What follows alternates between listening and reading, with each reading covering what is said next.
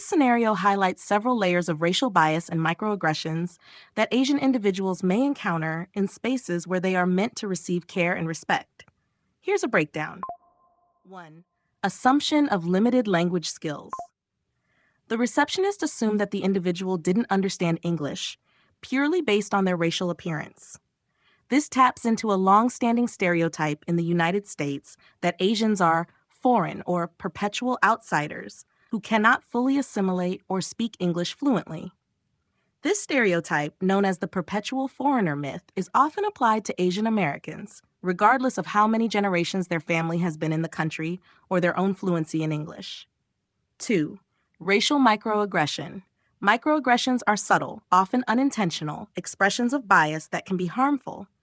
In this case, the receptionist's behavior embodies a form of racial microaggression by conveying the message that you don't belong or you're not one of us, which can feel alienating. Such interactions contribute to the cumulative stress known as minority stress, impacting the psychological and emotional well-being of individuals who frequently experience these encounters. 3.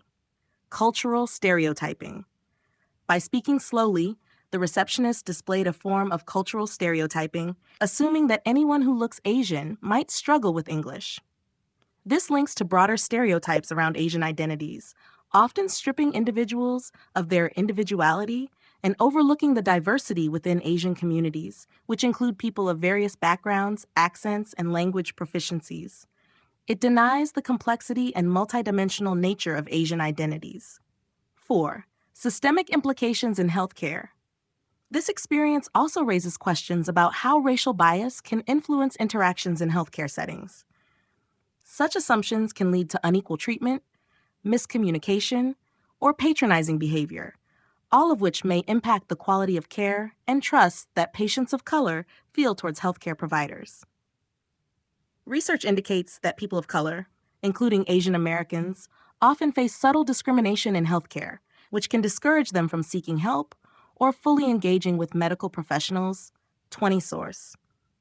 In decolonizing this scenario, it's essential to address the Eurocentric norms within professional spaces, such as healthcare, where standard is often coded as white or native English speaking.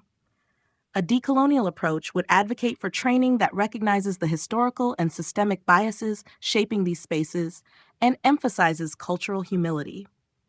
This would involve a recognition that Asian American experiences in the U.S. are shaped by a legacy of exclusion and othering, from laws like the Chinese Exclusion Act to present-day xenophobia, particularly heightened during events like the COVID-19 pandemic.